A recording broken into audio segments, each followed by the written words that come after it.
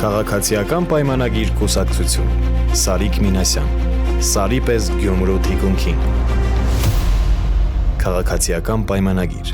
Քվեաթերթիկ համար 1 Գազագործության դեպքին մենք հրապարակում ունեցավ ժողովուրդ օրաթերթը, որ դուք եք ընթացք տվեցի գազագործության դեպքին, բայց փաստացի գազագործության բանդիտները փախան երկրից։ Դուք ձեր օրինակ մյուս գոլեգաներին, քննչական կոմիտեին, որևէ մեկին կանչեցիք բացատրություն տալ, թե ինչպես ստացվեց, որ դուք դեպքին ընթացք տվեցիք, բայց գազագործության բանդիտները փախան երկրից։ Տեսեք կոնկրետ դեպքով եւ առհասարակ մշտապես քննարկումներ իրավապահ համակարգի բոլոր ներկայացուցիչների միջև տեղի ունենում եւ կարծում եմ ըստ հետեւությունների այս դրվագին եւս անդրադարձ կլինի քննչական կոմիտեի կողմից։ Եվ նաեւ շնորհակալություն ձեր անդրադարձի համար։ Դառնաք ոստիկանության կողմից Արցախցի երիտասարդի նկատմամբ նման վերաբերմունքը ինչպես կարող է։ Ես արդեն հարցին բավական հանգամանալից անդրադարձա, կարծում եմ ըստ այդմ նոր հարցադրումների տեղիք չտվեցի։ Բայց անդրադարձը կարծես ավելի շատ հերքում է դեպքը, որտեղ կասկածի տակ է դնում խոշտանգման փաստը։ Ինչու պետք է մարդը ուզենար սուտ մատնություն անել, հա, Արցախցի երիտասարդ սոցիալական շատ հարցեր ունի լուծելու, պետք է ոստիկանների նկատմամբ սուտ մատնություն անել։ Դուք կարծում եմ ամբողջ ընթացքին եղել եք։ Երբ որ ես արձագանքեցի այս հարցին եւ իմ խոսքում չկար որևէ հերքում կամ հաստատում։ Ես նշեցի, որ ցանկացած հանցագործություն պիտի ենթարկվի օբյեկտիվ քննության, հանցագործության մասին ահազանգ եւ կոնկրետ արձագանք լինի, կհաստատվի կամ կհերքվի տվյալ վարույթի շրջանակներում, դրանից հետո կանադառնանք կոնկրետ գնահատականներին։ Եվ իհարկե հասկանում եմ խոշտանգման առումով հարցի ավելի մտահոգիչ լինելը, ավելի զգայուն լինելը, բայց պատկերացրեք օրինակ, որ ձեզ մեղադրում են պայմանականորեն որևէ անձի նկատմամբ բռնություն գործադրելու մեջ եւ միանգամից առանց քննության ֆիքսում ենք, որ դուք եք մեղավորը։ Դուք կհանդուրժեիք նմանատիպ process։ Մեղավոր են, բայց առաջի դեպքը չի, հա, Սամվել Վարդանյանի դեպքն էլ կա, նախկինում բազում ահազանգեր են եղել ոստիկանության կողմից խոշտանգումների։ Չի կարող այդ բոլորը լինել սուտ մատնություն կամ կեղծ ինֆորմացիա։ Քննությունը կտա բոլոր հարցերի պատասխանները եւ ես չեմ հավակնում մտածելու, որ բոլորը սուտ է կամ բոլորը կեղծ է, որովհետեւ այս պահին նման պնդում անել որևէ մեկը իրավասություն չունի։ Տիկին Սարգսյան, դուք նշում եք, որ փորձաքննությամբ չեն հաստատվել, հա, եթե չեմ սխալվում, նիստում այդպես ասեցիք, բայց փաստաբանն ասում է, որ նախ փորձաքննություն իրականացվել է դեպքից մի քանի օր հետո եւ բացի այդ էլ հիվանդանոցում արդեն իսկ տղայի վրա արձանագրվել են այդ մարմնական վնասվածքները, մասնավորապես վնասվածքներ ականջի հատվածում, սալջարդեր։ Դուք ինչու եք հակված հավատալ 4 օր հետո արված փորձաքննության, այլ ոչ թե դեպքից անմիջապես հետո հիվանդանոցի տված եզրակացություն։ Ես ոչ մի բանի հակված չեմ հավատալու, որովհետև իմ խոսքում էլ նշեցի, որ սրանք հարցեր են, որոնք անաչառ դիտորդի մոտ պիտի առաջանան, եթե անաչառ դիտորդը ցանկություն ունի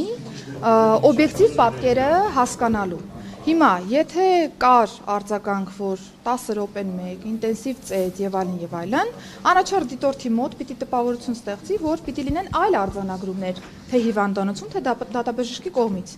Իմ նշած հանգամանքը միայն այն է, որ ես որպես այս պահին արդեն իսկ անաչառ դիտորդ քրեական բարույթի աչքերով, իհարկե որպես անաչառ դիտորդ, այլ որ ծառայողական քննության, այս պայծրությամբ այդ հարցերը առնվազն քննարկման առարկա եմ դարձում ինքս ինձ համար, որպեսզի հասկանամ, թե հետագայում արդեն քննության արդյունքներով ինչպիսի ընթացք պիտի լինի։ Կարծում եմ, որ նույն այդ հանգամանքները, նույն այդ հարցադրումները վստահ պաշտպանական կողմը կդարձնի քննարկման առարկա կոնկրետ վարույթի շրջանակներում։ Կարիք կլինի կրկնակի փորձաքննություն կնշանակվի։ Ես չեմ ուզում ինչ-որ մի ձև այս պահին տանեմ նրան, որ բոլոր հնարավոր գործիքակազմերը ներկայացնեմ քրեական վարույթի, որովհետև վստահաբար վարույթում ներգրաված բոլոր անձինք տեղյակ են թե իրենց իրավունքներից, թե պարտականություններից, կարող են անել համապատասխան միջնորդություններ, որոնք որ պիտի ելքը կանխորոշեն։ Քննչական կոմիտեն պիտի նաև հարցաքննի ոստիկաններին, կրկին տուժողին, կարիք լինի առերեսում իրականացնելու, մնացյալ բոլոր դատավարական գործողություններ, այսինքն առանց այդ դատավարական գործողությունների գնահատական տալը գործընկերներ ջան, չի ստացվի ուղակի։ Դա լինում է միակողմանի, այսինքն եթե ես հակված եմ մտածելու, որ կա խոշտանգում, ավտոմատ կերպով ես այդ ուղղությամբ եմ մտածելու եւ իմ բոլոր մտքերը այդ ուղղությամբ պիտի դասավորեմ։ Բայց ես ներքին գործերի նախարարն եմ եւ կարիք ունեմ օբյեկտիվորեն իրավիճակը հասկանալու, որը մի կողմից կպաշտպանի մեր քաղաքացուն, ով որ ցանկացած process-ի շրջանակներում կարող է ոստիկանի ոչ իրավաչափ ներգործության ենթարկվել եւ դրա համար ենթարկվի պատասխանատվության, մյուս կողմից, եթե չկա այդպիսի ներգործություն, բայց կա կեղծ մեղադրանք, պաշտպանելու այն ոստիկանության ծառայողին, որը որ չի կատարել որևէ ներգործություն։ Բայց նորից եմ շեշտում, ես այս բայդրությամբ այդ դեպքի մասով որևէ գնահատական տալ չեմ կարող, բարձրացրեցի ընդամենը հարցադրումներ, համարեք բարձրաձայն մտածել եմ, որովհետև ինձ մոտ այդ հարցադրումները առաջացել էին։ Մնացյալը քննությունը պիտի տա։ Չի տալիս եւ այդ ջարդարարների խումբը մշտապես մնում է, հա, ներքին գործերի նախարարությունում, ոստիկանությունում։ Խնդիրը էսա է, հա, մենք չենք ընդհանրացնում, հա, որ ամբողջ համակարգը այդպեսին է, բայց թեկուզ մի քանիսի ներկայությունը ձեզ համար մտահոգիչ չի, որ ընդհանուր, ինչպես դուք եք ասել, հա, այսօր 75%-ը վստահում են, իհարկե թիվը չգիտեմ որտեղից եք վերցրել, բայց այնուամենայնիվ կա մի խումբ, որը ըստ էության իրականացնում է ջարդարարություն։ Ալավերդիում Պարեկը քաղաքացու մոտ զենք փնտրելու համար ասում է տաբատը իջեցրա, տանում են բաժին ծեծում են։ Ես գիտեմ, որ ներքին անվտանգության ծառայությունում այդ մասով քննություն կա։ Այդ գործով ինչ բացահայտվեց Տիկին Սարգսյան։ Հիմա ինչ որ նկարագրեցիք, դրանք բոլորը կարծիքներ են դեպքերի մասով, որովհետև կարող են ես կարող եմ ահազանգել, որ ես խոշտանգվել եմ կամ իմ նկատմամբ հարձակում է եղել։ Քննությունը պիտի տա այդ բոլոր հարցերի պատասխանները։ Եթե մենք որակումներ ենք տալիս տարբեր ծառայողների մասով, դա մեր կարծիքն է ընդամենը, որովհետև եթե վարույթի կասկածում եք փաստաբանի հայտարարությանը։ Ես որևէ մեկի հայտարարությանը չեմ կասկածում, որովհետև ես գիտեմ, որ մեր երկրում կա քրեական դատավարության օրենսգիրք,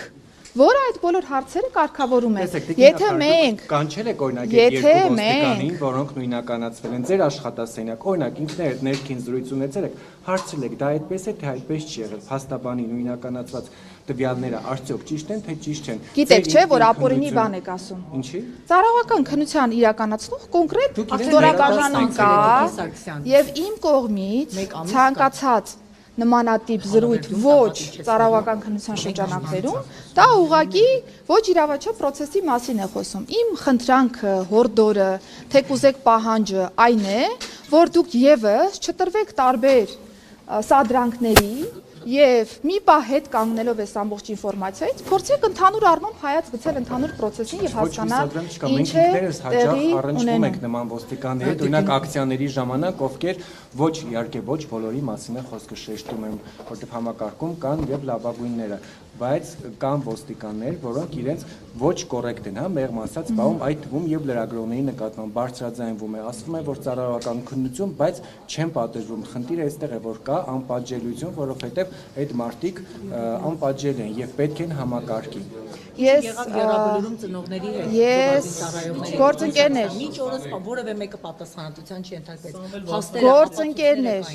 հարգելի լրագրողներ,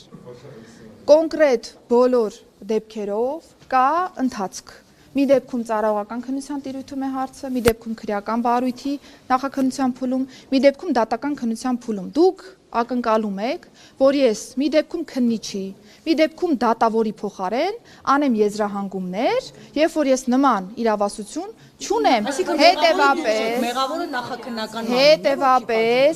նախաքննական մարմինը կշարունակի օբյեկտիվ քննությունը կոնկրետ բոլոր գործերով եւ պատեհ պահի կհանրայնացնի համապատասխան ինֆորմացիա։ Ժողովուրդ հերթով երկու ոստիկան է բարձվելով թե մնացածը անհայտ է։ Դժվար է այդ օրերի ընթացքում բարձրացնել։ Ճիշտն ասած, ես այդ հարցադրմանը չուզեցի անդրադառնալ իմ խոսքում, բայց տարբեր ամեն դեպքում խոսույթներում կա երկու ոստիկանի մասով ինֆորմացիա, մի դեպքում 6 ոստիկանի, մյուս դեպքում 8 ոստիկանի, հիմա ես էլ չգիտեմ քանի ոստիկանի։ Երկուսը նույնականացված են, 6-ից երկուսը նույնականացված եւ փաստաբանն ասում է ինքն է այդ նույնականացման գործընթացը իրենք են արել։ Այս պահի դրությամբ կա ծառայողական քննություն, կա զուգահեռ քրեական վարույթ, քրեական վարույթի ծառայողական քննությամբ քննարկվում է դեպքը։ Քրեական վարույթի շրջանակներում կա դատավարական գործիքակազմ, անձի լիազորությունները ժամանակավոր դադարեցնելու մասով, բայց դրա համար եւս պետք են համապատասխան հիմքեր։ Հիմա որ ասեք, օրինակ, այսօր դադարեցրեք լիազորությունները կամ վաղը դադարեցրեք կամ երեք պիտի դադարեցրած լինեք, դրանց համար հիմքեր են պետք։ Սիրելի լրագրողներ։ Այսինքն պատճառը այն է, որ ոստիկանները չունեն բարձրագույն կրթություն եւ բավարար կրթված չեն եւ նման կերպ են իրենց պահում։ Սա ձեզ մտահոգելու եւ քննարկելու հետագայում առիթ չի տալիս, որտեղ օրինակ նույն բարեկների դեպքում կրթությունը ունենալը պարտադիր պահանջ չէ, ինչտեղ կրթությունը հատկապես հիմա նորաձև է։ Կրթությունը պարտադիր է բարեկային ծառայողների դեպքում, միջնակարգ կրթության տեսքով եւ համաշխարհային պրակտիկայում շատ տրամաբանական է արտաքին ծառայության շրջանակներում անձից չպահանջել բարձրագույն կրթություն, այսինքն նորմալ է, որ մենք բարեկների համար կարող ենք նախատեսված լինել միջնակարգ կրթություն եւ խնդրում եմ այդ գնահատականներով նաեւ չվիրավորել հանրապետությունը միջնակարգ կրթություն ստացած անձանց։ Ինչ վերաբերում է կրթության ոլորտի փոփոխություններին, այո, խնդրահարույց ոլորտ է, ես առաջին ինչու նշեցի ներքին գործերի նախարարության կրթահամալիրի ձևավորումը, որովհետև կարիք կա վերանայելու ծառայողների պատրաստման process-ը, ամեն տարի շարունակելու նրանց կրթությունը, որովհետև մենք հատկապես ատեստավորման ժամանակ նկատում ենք, որ ունենք ծառայող, որը տարիներ շարունակ որևէ վերապատրաստման չի մասնակցել, որքան էլ ազնիվ ծառայող լինի, որքան էլ պրոֆեսիոնալ ծառայող լինի, ամեն դեպքում ժամանակակից աշխարհում, եթե խոսում ենք ոստիկանական աշխատանքի մասին, ամեն տարի պետք է թարմացվեն գիտելիքներն ու հմտությունները։ Սա պակաս է, որը որ պիտի լրացվի, բացը պիտի լրացվի եւ ՆԳՆ կրթահամալիրի ձևավորման աշխատանքները շատ ինտենսիվ ենք իրականացնում, որպեսզի կարողանանք օր առաջ այդ կրթական process-ները ադապտացնել այս իրավիճակին։ Պարեկների դեպքում 6 ամսյա նախկինում արդեն հնգամսյա բազային կուրսի տրամաբանության մեջ, այո, մենք գնահատել ենք, որ կարիք կա վերանայելու նաև այդ կուրսը, մի քանի անգամ փոփոխել են կրթական ծրագիրը, պետական կրթական չափորոշիչը եւս փոփոխվել է, եւ հաշվի առնելով այն հանգամանքը, որ արդեն իսկ նոր սխեմայի ենք անցնում, շուտով բարեկային ծառայողների պատրաստման ժամանակահատվածը ավելի կընդլայնվի, ավելի շատ ամսական ժամանակահատված կհատկացվի բազային կրթությանը, որը որ թույլ կտա այն բոլոր խնդիրները, որոնք թե դուք, թե մենք համատեղ արձանագրել ենք, դրանք արդեն հասցեագրվեն կոնկրետ կրթական process-ի շրջանակում։ Նախարար, բայց տեսել եք որոշ բարեկներ ինչ իմիջայլոց են վերաբերում մոտենում ծառայության, օրինակ 3 ժամը 3-ի հատվածում Սարյան փողոցի վրա բարեկային մեքենան անցնում էր եւ հաղորդում էր մեքենայից, որ նոր գիշերը 3 ինչը ցերեկը, որ նոր զովքի մեքենան հեռացնի ոչ ճիշտ կանգնած տեղից, բայց հաղորդեց գնաց ու այդ առաքիչը իր մեքենան տենց շարունակեց կանգնել մնալ երթևեկելի գոտում։ Հիմա նպատակը ո՞րն է, պետության բենզինը ծախսել, մեքենան քշել, ֆռալ, հաղորդել եւ հետեւողական չլինելը, որ այդ ցուցումը կյանքի կոչվեց թե ոչ, այսինքն ավել բենզին ունենք, չգիտենք ինչ անենք օրինակ։ Աշխատանքի մեթոդաբանության հարց է։ Ժողովուրդ, եթե մի փոքր առաջ գաք, ես ուղղակի արդեն ես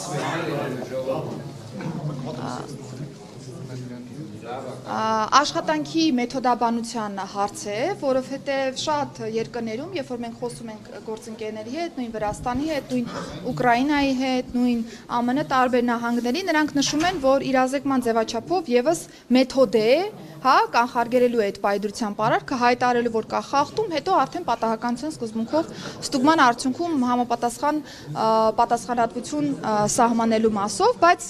եթե դեպքը ինձ աշխատանքային կարգով փոխանցեք, ես բնականաբար կդիտարկեմ, որպեսզի հասկանամ դա մեթոդի օգտագործում է, թե իրականում ձեր նշած պատկերը։ Լուսարձակների գողություններ, դա նաև չէ ստեղծան բարեկների աշխատանքի, որովհետև մարդիկ նշում են, որ բավականին շատ են դրանք, հիմնականում ոստիկանություն չեն լինում, արդեն հիստ չունեն, նույնիսկ կասկածներ ունեն, որ ոստիկանները բարեկներ են, մասնավորապես համագործակցություն գողերի հետ, որովհետև ասում են, ինչ են լինում ես, մեկը արձագանք չի ստանում, մեկը չեն գտնում գողերին, ինչ իմաստում է։ Դուք ունեք ցուցանիշներ ըստեյության ուսումնասիրություններ ունեք, այդ կարգի դեպքեր, բնակարանային գողություններ եւ մեքենաների, ավտոմեքենաների հետ կապված որոշ մասերի ժողովություններ։ Ինչ աճ կա եւ ըստեյության ինչ է կանում, որ դրանք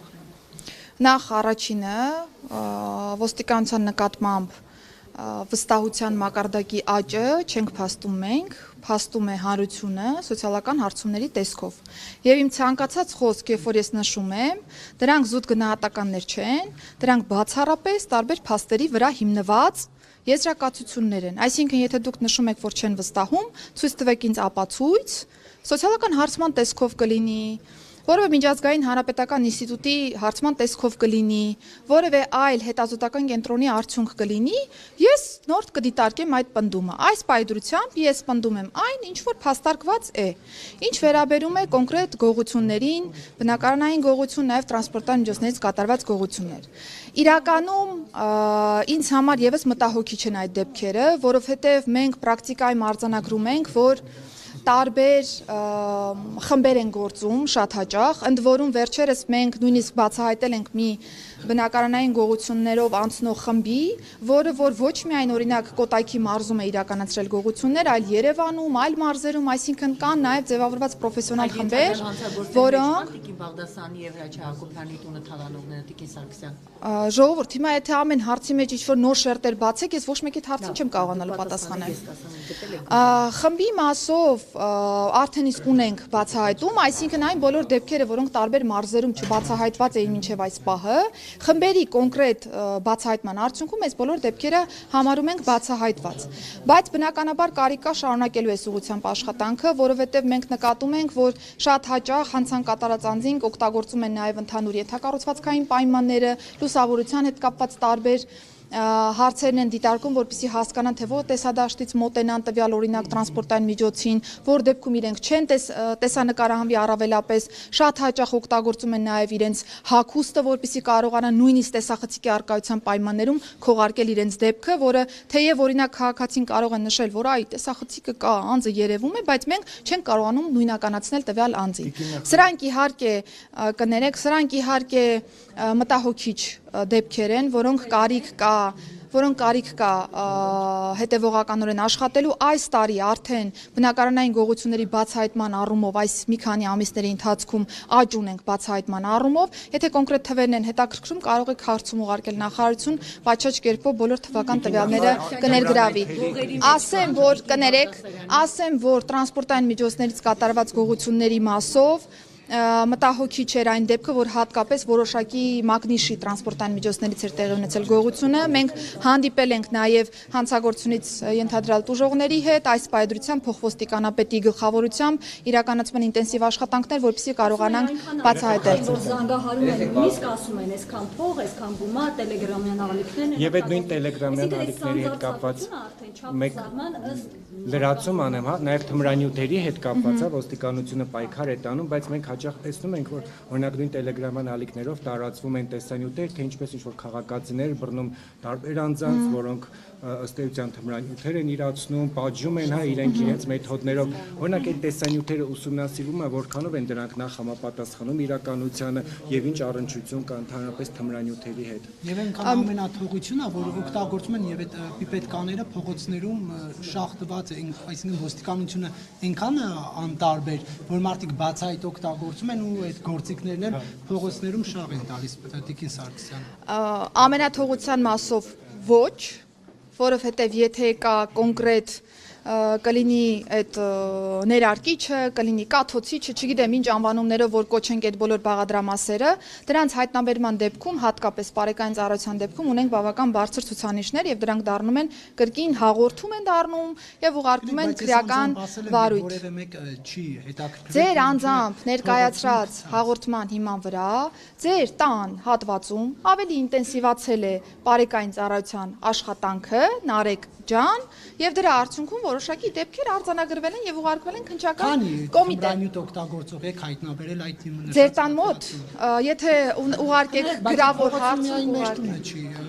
դե ես նկատեմ շրջակայքը, որ նշում եք, ձեր տան մասին չի միայն խոսքը։ Տիկին Սարգսյան իսկ այդ Ես ուզում եմ ցրել տպավորությունները, ոչ թե պարոն Կիրակոսյանի տան մասին է կոնկրետ, այլ շրջակայքի, որտեղ որ ըստ իր ահազանգի, ընդ որում որպես նաև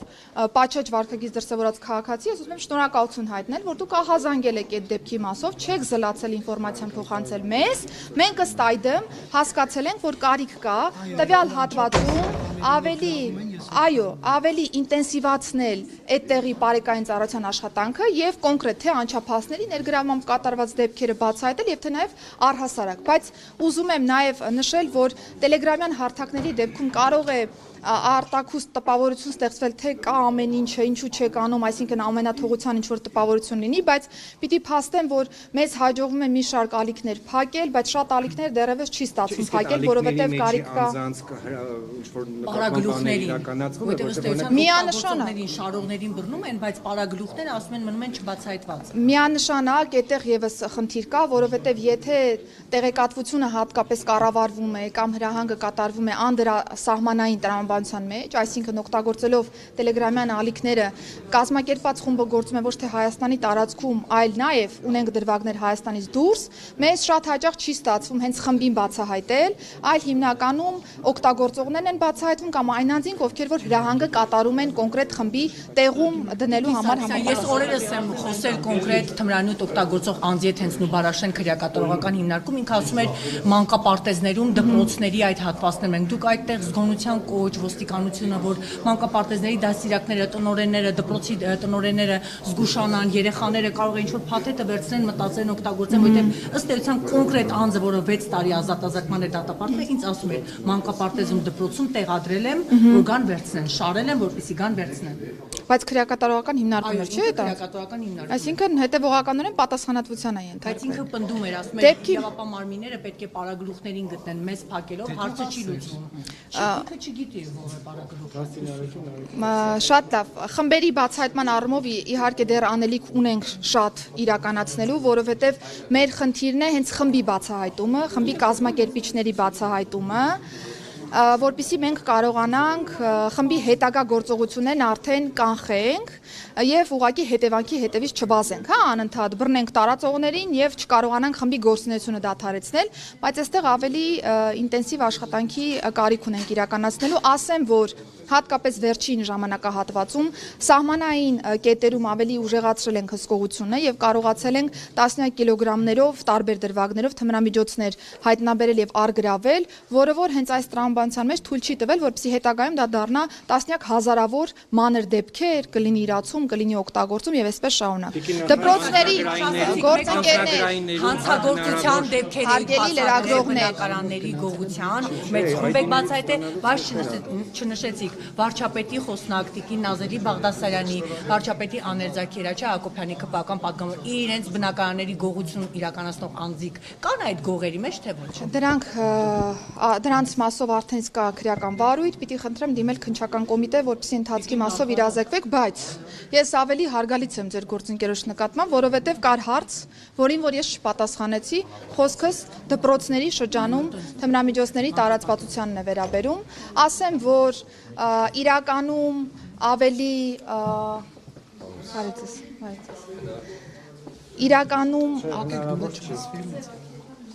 իրականում ավելի ուռճացված է, հա, այն պատկերը, որը որ ներկայացվում է, ես հասկանում եմ, որ շատ զգայուն թեմայի մասին ենք խոսում եւ ցանկացած դրվագ, որտեղ որ անչափահասն է անցնում, մեզ համար ավելի խորն ենք ընկալում, հա, դեպքը իր բոլոր նրբերանգներով, բայց վիճակագրությունն ենք երբ որ նայում, նկատում ենք, որ ահռելի թվեր չունենք, բայց սա կարող է խոսել երկու բանի մասին։ Առաջինը, որ իրականում թվերն այդպիսինն են, այսինքն այն ինչ որ կա ավելի շատ էմոցիոնալ դաշտի պնդում է, բայց երկրորդն էլ այն է, որ միգուցե ունեն խնդիր, որ ծնողները չեն ցանկանում, հա, ընտանեկան շրջանակից դուրս բերել տվյալ ինֆորմացիան եւ փորձում են իրենք կարգավորել երեխաների հետ կապված հարցերը եւ կարծում եմ այստեղ պիտի հետեւողական շարունակվի։ Ոստիկանության գվարդիան մինչև նոյեմբերի 1-ը պետք է ձևավորվեր, չէ, եւ արդեն քննարկվում է ով է նշանակվելու։ Ոչ, որովհետեւ ոստիկանության գվարդիայի ցանկացած պաշտոն զբաղեցնող անձ պիտի անցնի, խնդրում եմ մի քիչ առաջ կանգնենք, որ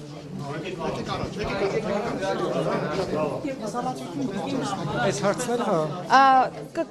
կանադառնանք այդ թեմային արդեն կոնկրետ վերապատրաստումների արդյունքներում։ Այս մի հարցն էլ ու վերջ։ Ինչպես է ստացվում, որ Իրանի քաղաքացիներ, ենթադրաբար ադրբեջանցիներ, հանրապետության հրապարակում երգում են ադրբեջանական երգ եւ ոստիկան չի մոտենում նրանց, ասենք, օրինակ հանրային կարգը խախտելու առիթով։ Հանրապետության հրապարակում անձինք կարող են անցկացնել իրենց հանգիստը, այդ դեպքով ազգային անվտանգության ծառայությունը կոնկրետ հայտարարությամբ է հանդես եկել եւ կրկին խնդրում եմ չշահարկել այդ դրվագը եւ չբերել ինչ-որ միջպետական հարաբերությունների դաշտ։ Շնորհակալություն։ Քաղաքացիական պայմանագիր կուսակցություն Սարիկ Մինասյան Սարի պես Գյումրու թիկունքին Քաղաքացիական պայմանագիր